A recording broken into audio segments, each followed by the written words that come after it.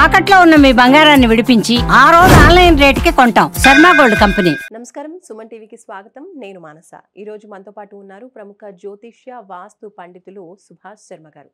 వారితో మాట్లాడదాం. గురుగారు నమస్కారం అండి. శ్రీమాత్రేనమండి.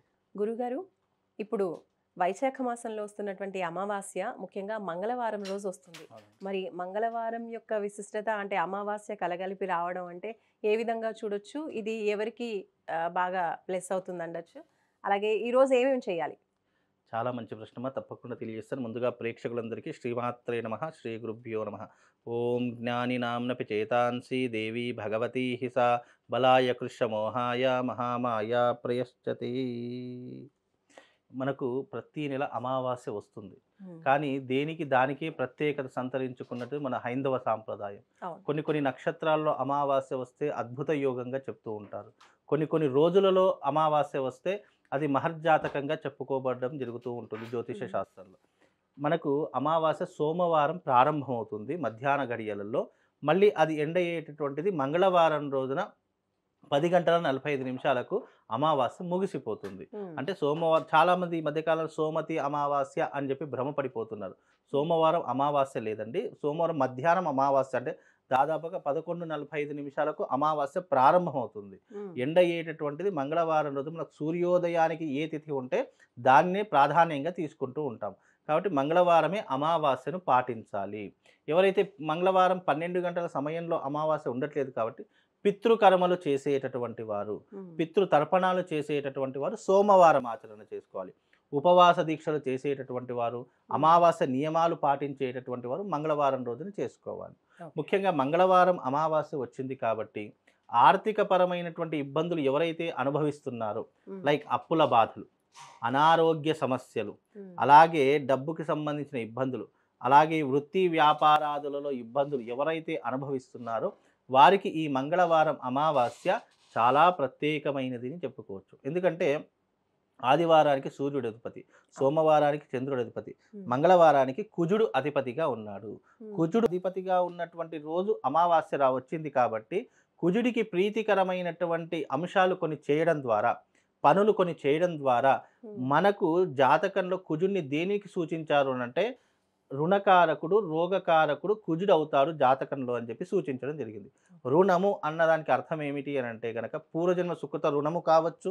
అలాగే ఇప్పుడున్నటువంటి వాడుక భాషలో రుణము అన్నదానికి అప్పుల బాధలు, ఫైనాన్షియల్ ఇబ్బందులు, అనారోగ్య సమస్యలు, వీటన్నిటికీ కారకుడు కుజుడు అవుతాడు. కాబట్టి ఈ అమావాస్య రోజున అప్పుల బాధలు తొలగిపోవడానికి మహత్తరమైనటువంటి ఉపాయము తాంత్రిక విధానంలో కొన్ని పద్ధతులు చెప్పడం జరిగింది. ఆ పద్ధతులు గనక ఎవరైతే ఆచరిస్తారో తప్పకుండా వాళ్ళకు రుణ విముక్తి కలుగుతుంది. అంటే ఇక్కడ ఆచరించవలసింది ఏంటి అని అంటే కనుక ఎప్పుడైతే అమావాస్య రోజున గంగా స్నానం ఆచరించాలి, పితృదేవతలకు కర్మను ఆచరించాలి, అలాగే ఆ రోజున తప్పకుండా దైవారాధన చేసుకోవాలి. శివారాధన, అమావాస్య రోజు ఎవరైతే శివారాధన చేస్తారో ప్రత్యేకంగా వాళ్లకు మోక్ష మార్గం సులభంగా కలుగుతుంది. అలాగే వాళ్ళు చివరి ఘడియల్లో సాక్షాత్తు కైలాసానికి కూడా వెళతారు అని కొన్ని పురాణ గ్రంథాలు, అంటే శివపురాణం అనేటటువంటి గ్రంథాలలో కొన్ని, అంటే శివుణ్ణి చేరుకోవడానికి, ముక్తిని పొందడానికి ఎలాంటి ఘడియలు దొరుకుతాయి, ఏ ఘడియల్లో ఎలాంటివి ఆచరిస్తే శివ సాన్నిధ్యం మనకు కలుగుతుంది అనేటటువంటి విషయాలకు వస్తే గనక శివపురాణంలో అమావాస్య రోజున ఎవరైతే శివారాధన, శివుడికి అభిషేకము లేదా శివుడి పేరు మీద ఉపవాసం ఉంటారో వాళ్ళకు మోక్షం కలుగుతుంది. ఎందుకంటే ఇక్కడ 2 పాయింట్స్ అండి శివుడిగా చెప్పడం జరిగింది. మనకు నెల ముగుస్తుంది, అంటే మన జ్యోతిష శాస్త్ర ప్రకారం నెల ముగుస్తుంది అనడానికి, ఆ నెల ముగిసిపోయింది అనడానికి చివరి కారణం ఏంటంటే అమావాస్య. దానితో ఆ నెల ముగిసిపోయింది.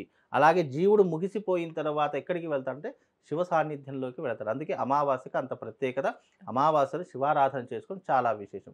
అలాగే అమావాస్య రోజు ఎవరికైతే అప్పుల సమస్యలు ఉన్నాయో దానికి అనేక మార్గాలు ఉన్నాయి, కానీ ప్రతి ఒక్కరూ సులభ పద్ధతిలో చేసుకోవడానికి ఒక ఉప్పు దీపం గురించి చెప్తాను. గురుగారు, మరి చాలా మందికి అప్పుల సమస్యలు ఉంటాయి కదా, వాటికి మీరు ఇందాక చెప్తూ ఉన్నారు ఈ మంగళవారం వచ్చినటువంటి అమావాస్య రోజు పరిహారం చేసుకోవాలి అని.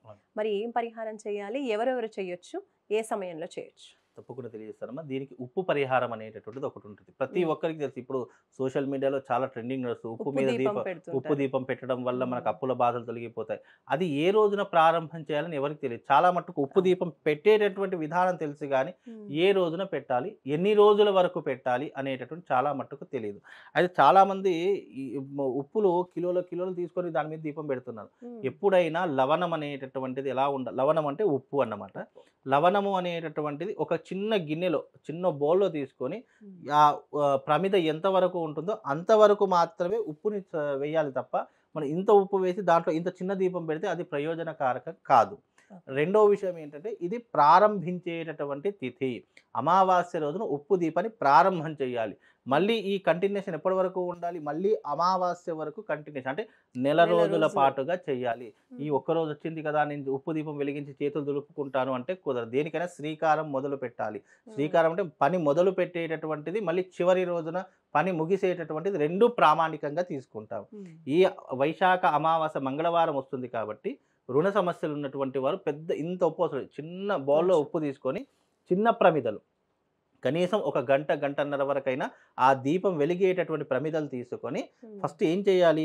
ఒక ప్లేట్‌లో గాని, లేదా ఒక విస్తరాకు గాని ఏదైనా తీసుకోవాలి. హ్మ్. దానిలో ఉప్పు వేసేసి, ఆ ప్రమిద ఎంతవరకు ఉంటుందో అంతవరకు ఉప్పేసేసి దీపం వెలిగించాలి. ఈ మళ్ళీ ఉప్పు ఏదైనా తీసుకోవచ్చా? లేదంటే కళ్ళుప్పు తీసుకోవాలి. కల్లుప్పు. కళ్ళుప్పు హ్మ్. తీసుకోవాలి. హ్మ్. మళ్ళీ ఆ దీపం దేనితో వెలిగించాలి? చాలామంది ఏమంటారు నెయ్యితో వెలిగిస్తారు. లేదా హ్మ్. నూనెతో వెలిగిస్తారు. కానీ కొబ్బరి నూనెతో వెలిగించాలి. హుహు. చాలామంది నువ్వుల నూనె, మాలమూల పూజ దీపం ఆయిల్ వాడుతుంటారు. అవును. కానీ అమావాస్య రోజున కొబ్బరి నూనెతోనే దీపం వెలిగించాలి. కొబ్బరి నూనెతో దీపం వెలిగిస్తే ఆ ఇంట్లోకి లక్ష్మీదేవి రావడానికి, అప్పుల బాధలు క్లియర్ అవ్వడానికి ఇదొక కారణమయ్యేటటువంటి సూచికగా ఉంటూ ఉంటుంది.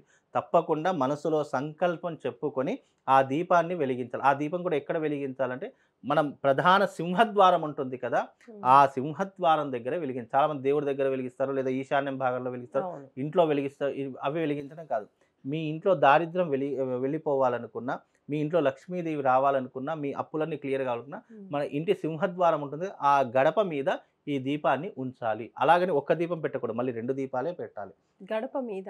గడప పైన పెట్టాలి. కింద పెట్టకూడదు మళ్ళీ. ఆ! గడప మీదనే పెట్టాలి. ఆ గడప మీద పెడితేనే మనకు లక్ష్మీదేవి ఇంటిలోకి రావడానికి ఆహ్వానించినట్టుగా ఉంటుంది. హ్మ్. ఇప్పుడు మనం ఎవరైనా ఆహ్వానించాలి, ఎవరైనా ఇన్విటేట్ చేయాలంటే గనక, మనం ఏదో సెల్ ఫోన్‌లో మెసేజ్ పెట్టో, లేదంటే ఫోన్ చేసో చెప్తాం. అంటే ఒక సూచికగా చెప్తుంటాం. అలాగే హ్మ్.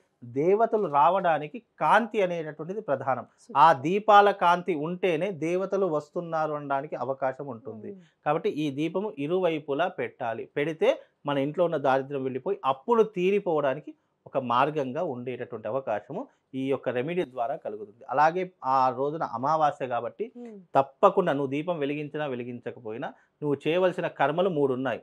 ఒకటి గంగా స్నాన విధి. హ్మ్. 2 పితృదేవతలకు తర్పణాలు వదలడము. మూడవది నీ ఇంట్లో దారిద్ర్యం వెళ్ళిపోవాలి అనంటే గనక ఈ దీపాలు వెలిగించడం. ఈ 3 క్రతువులు ఎవరైతే ఆచరిస్తారో హ్మ్. వాళ్ళకు శుభం లాభంతో పాటు అదృష్ట యోగం కూడా ఈ అమావాస్య రోజున కలిగేటటువంటి అవకాశం ఉంటుంది. ఇది ఒకసారి మనం ప్రారంభం చేశామంటే తప్పనిసరిగా రోజు సాయంకాలమే వెలిగించాలి. ఉదయకాలం అవసరం లేదు. హుహు. ఓన్లీ కేవలం సాయంకాలం సంధ్య సమయంలోనే వెలిగించాలి. ఇలా వెలిగిస్తే హ్మ్. దారిద్ర్యం వెళ్ళిపోతుంది అనేటటువంటి ధర్మశాస్త్రం అమ్మ. అంటే ప్రతిసారి మనం దీపం వెలిగించినప్పుడు మళ్ళీ క్లీన్ చేసి కొత్త ఒత్తి ఎలా వేస్తూ ఉంటారో, ఈ ఉప్పు గూడా అలాగే తీసేసి మార్చాలంటారా? ప్రతిరోజు? ఉప్పు మార్చాలి. హ్మ్. దాంట్లో వేసిన వత్తి మార్చాలి. ప్రమిదలు మార్చాల్సిన పని లేదు. హ్మ్. ఆ ఉప్పు, ఆ వత్తులు అవి రెండే మార్చుకోవాలి. అది కూడా సాయంకాలం చక్కగా కాళ్ళు చేతులు కడుక్కొని వీలైతే స్నానం ఆచరణ చేసి చక్కగా ఇది నెల రోజుల పాటు చేయవలసినటువంటి క్రతువు. హ్మ్. చాలామంది ఏమంటారంటే ఒకరోజు చేస్తే సరిపోతుంది. మీ జీవితం ఏదైనా సాధన సాధ్యతే ఇతి సాధ్యం. నువ్వు సాధన చేసుకుంటూ వెళితే అది హ్మ్. నీకు పుణ్యాన్ని ఇస్తుంది తప్ప ఏదో ఒకరోజు చేశావో, ఒక గంట చేశావో అన్నదానికి పుణ్య ఫలితం రాదు. అది హ్మ్. కేవలం ఆ రోజు అమావాస్య గంట వెలిగించామన్న దానికే అది ప్రతీకగా ఉంటుంది తప్ప, అది శాశ్వతమైనటువంటి పుణ్యాన్ని ఇవ్వదు. ఇది శాశ్వతమైనటువంటి పుణ్యాన్ని ఇస్తుంది. కాబట్టి ఈ నెల రోజుల పాటు వెలిగించండి. వాళ్ళ దారిద్ర్యం వెళ్ళిపోతుంది. అప్పుల బాధలు టోటల్‌గా క్లియర్ అయిపోతాయమ్మా. ఓకే. కొంతమంది ప్రతిసారి గంగా స్నానం చేయడం కుదురుతుంది, కుదరకపోవచ్చని వెళ్ళినప్పుడల్లా గంగా జలం తెచ్చుకుంటూ అవును. ఉంటారు. అవును. ఇప్పుడు మీరన్నట్టుగా ఫస్ట్ చెప్పారు గంగా స్నానం అవును. చేయాలి. అలా కుదరనప్పుడు తెచ్చుకున్న గంగా జలం గూడా స్నానం చేసే నీటిలో కలుపుకొని స్నానం చేస్తే గనక ఫలితం ఉంటుందా?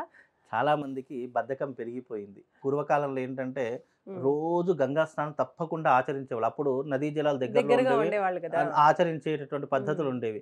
రానున్న కాలంలో నదులన్నీ కనుమరుగు అయిపోయాయి కాబట్టి కనీసం నెలకొకసారైనా సరే దగ్గరలో ఉన్నటువంటి గోదావరి క్షేత్రానికి వెళ్ళి తప్పకుండా స్నానం ఆచరించాలని ధర్మశాస్త్రం చెప్పింది.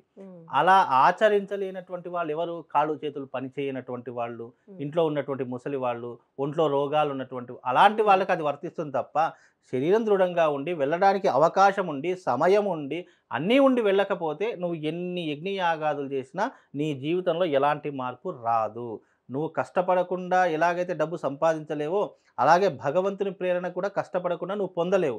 కాబట్టి కాస్తో కూస్తో అక్కడ దాకా వెళ్తేనే నీకు పుణ్యం పురుషార్థం దొరుకుతుంది తప్ప వెళ్ళకపోతే దానికి మనం ఏం చేయలేము. అలాగని చెప్పేసి దాన్ని మనం మార్చలేము. కొన్నిటువంటివి ఏంటి అంటే సులువు పద్ధతులు కావాలి, సులువైనటువంటి మార్గం కావాలని చాలామంది కోరుకుంటారు. సులువైనటువంటి మార్గం కావాలి అని అనుకున్నప్పుడు నీకు సులువైనటువంటి విధానాలు కూడా దొరకవు. ఏదైనా కష్టపడాలి. ఇప్పుడు నువ్వు ఒక 10,000 వస్తున్నాయంటే ఇక్కడి నుంచి ఎక్కడికో వెళతావు. అదే భగవంతుడు పుణ్యం కావాలంటే నీ కాళ్ళ దగ్గరికి వచ్చి పడాలి అనే మైండ్ సెట్ అయిపోయింది. అలా ఎప్పటికీ రాదు. కాబట్టి దీన్ని కనీసం నెలకు ఒక్కసారి నీవు 29 రోజులు చేసుకోకపోయినా 30 రోజులు ఒక్క రోజైనా నువ్వు చేయకపోతే ఇంకెందుకు మానవ జీవితం? కాబట్టి తప్పనిసరిగా మీరు అవకాశం చేసుకునే వెళ్ళాలి. అలా వెళితేనే పుణ్యం పురుషార్థం వస్తుంది. ఇంకోటి అక్కడికి వెళ్ళమని ఎందుకు చెప్తామో ఆ రోజు అమావాస్య కాబట్టి నువ్వు ఇంట్లో వదిలే తర్పణానికంటే గోదావరి తీరంలో వదిలే తర్పణానికి నీ పితృదేవత నిన్ను కన్నటువంటి వాళ్ళు, నీ జన్మకు కారణమైనటువంటి వాళ్ళు, ఈ దేహాన్ని ఇచ్చినటువంటి వాళ్ళు ముక్తిని పొందడానికి చేయమనేటటువంటి క్రతు విధానము.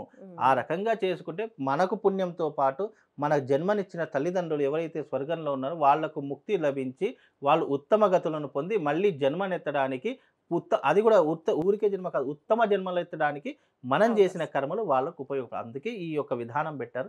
ఈ విధానాన్నే పాటించాలి. రైట్ గురుగారు, ధన్యవాదాలు. శ్రీవారి చూసారు కదండి, ఎంతో మంది ఆర్థిక సమస్యలతో బాధపడుతూ ఉంటారు, రుణ బాధలతో చాలా కష్టపడుతూ ఉంటారు. అలాంటి వాళ్ళకి ఈ అమావాస్య రోజున గురువుగారు చెప్పినటువంటి ఈ పరిహారాన్ని ఒకసారి పాటించి చూడండి. చూస్తూనే ఉండండి సుమన్ టీవీ. నమస్తే.